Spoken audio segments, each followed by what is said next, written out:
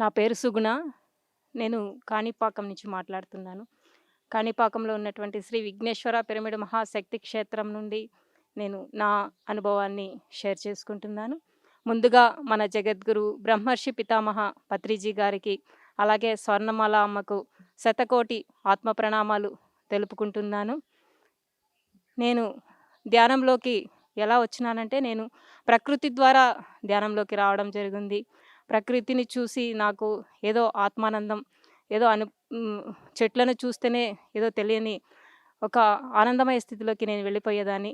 అలా నాకు నేనుగా నేను ధ్యానంలోకి రావడం జరిగింది. ధ్యానంలోకి వచ్చిన తర్వాత నేను మొదటి సిట్టింగు 3 గంటల సేపు ఫస్ట్ సిట్టింగ్‌లోనే నేను ధ్యానం చేయడం జరిగింది. ఆ ధ్యానంలో నేను ఎన్నో అనుభవాలను పొందడం జరిగింది. అలా నేను ఎంత ఆనందాన్నైతే నేను కోరుకున్నానో, ఈ ప్రకృతిలో ఏదో తెలియని శక్తి దాగి ఉంది. ఆ శక్తిని నేను తెలుసుకోవాలి అనే తపనతో నా ధ్యాన సాధన అనేది మొదలైంది. అలాగే ధ్యానంలో ఎన్నో అనుభవాలను నేను చవిచూడడం జరిగింది. ఇంత గొప్ప ధ్యాన మార్గాన్ని ఇంత సులభమైనటువంటి రీతిలో మన గురువుగారు ప్రతి ఒక్క గడపకు ప్రతి ఒక్కరు కూడా ఈ ధ్యానానికి అర్హులేనని, ఎంతో అద్భుతమైనటువంటి ఈ ఆనాపానసతి ధ్యానాన్ని ప్రతి ఒక్కరికి పరిచయం చేస్తూ ఎన్నో వేల కుటుంబాలు ఈరోజు ఇంత హాయిగా ఇంత సంతోషకరంగా ఉన్నామంటే అది మన గురువుగారు మనకు అందించినటువంటి ఈ సులభమైనటువంటి ఈ ధ్యాన మార్గమనే నేను చెప్తున్నాను. ఈ ధ్యాన మార్గంలోకి వచ్చిన తర్వాత నేను శాకాహారిగా మారినాను. తర్వాత నా మా వారు ఆయన ధ్యానంలోకి రావడం జరిగింది. ఆయన వచ్చిన 6 నెలలకంతా శాకాహారిగా మారినారు. అలాగే ఎక్కడ ధ్యాన ప్రచారం జరిగినా, ఎక్కడ శాకాహార ర్యాలీలు జరిగినా మేము మా మా వంతుగా మేము ఇష్టపూర్వకంగా అక్కడ పోయి ర్యాలీలో పాల్గొనడం జరుగుతుంది. ఎందుకంటే మేము అనుభవించినటువంటి ధ్యానంలో పొందినటువంటి ఆ ఆత్మానందాన్ని మేము ప్రతి ఒక్కరికి అందజేయాలనే ఒక తపనతో అందరికీ కూడా తెలియచెప్పాలి. ఈ ధ్యానంలో మనం పొందినటువంటి ఈ ఈ ఆనందానుభూతులు ఎలాగైతే మనం అనుభవిస్తున్నామో ప్రతి ఒక్కరు కూడా ఆ విధంగా ప్రతి ఒక్కళ్ళు కూడా పత్రిజీలుగా మారాలి అనే ఒక గొప్ప సంకల్పంతో ర్యాలీలో కూడా పాల్గొనడం జరుగుతుంది. ఈ విధంగా మా ధ్యాన ప్రచారం మేము మెడిటేషన్‌లోకి వచ్చి 7 ఇయర్స్ అవుతాంది. ఆ రోజు నుంచి ఈ రోజు వరకు కూడా మా ధ్యాన సాధన అనేది ఎంతో అద్భుతంగా కొనసాగుతుంది. మళ్ళీ ఇక్కడ కాణిపాకం శ్రీ విఘ్నేశ్వర మహాపిరమిడ్ శక్తి క్షేత్రంలో మేము ఇక్కడ ఏ ప్రోగ్రామ్ జరిగినా కూడా మేము వస్తున్నాము. ఆ ప్రోగ్రాంలో అటెండ్ అవుతున్నాము.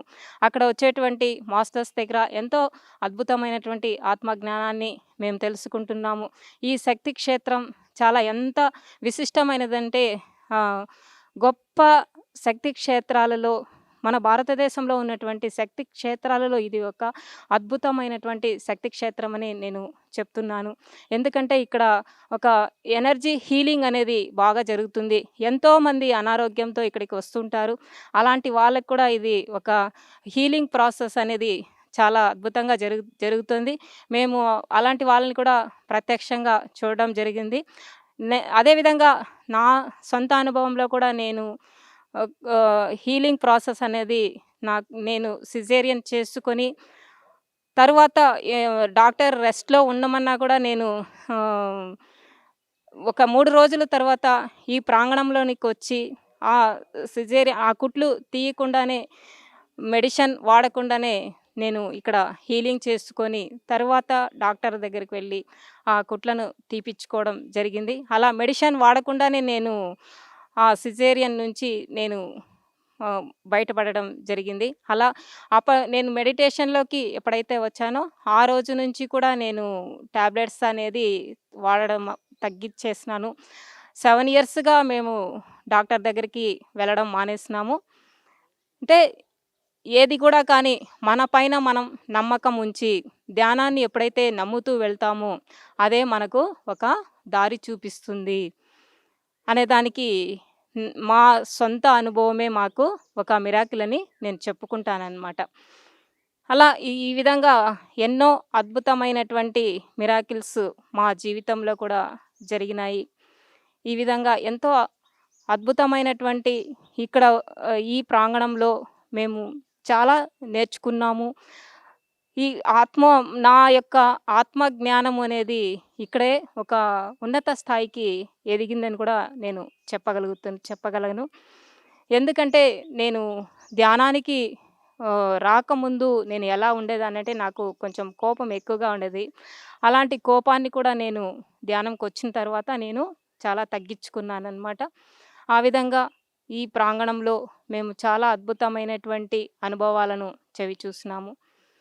ఈ విధంగా మరొక్కసారి ఈ ప్రాంగణానికి నేను కృతజ్ఞతలు తెలుపుకుంటున్నాను.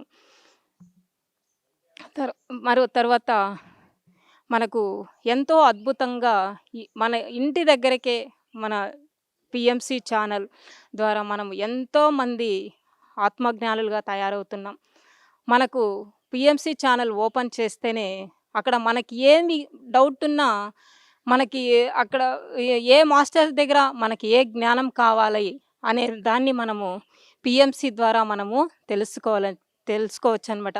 అంత అద్భుతమైనటువంటి ఛానల్‌ని మన ముందు ఉంచి ప్రతి ఒక్కరు కూడా దీంట్లో తెలుసుకోవాల్సినటువంటి జ్ఞానం ఎంతో ఉందనేసి మన గురువుగారు పిఎంసి ఛానల్‌కి ఎంతో శ్రీకారం చుట్టారనమాట. అటువంటి పిఎంసి ఛానల్‌కి కూడా నేను వేల కృతజ్ఞతలు తెలుపుకుంటున్నాననమాట.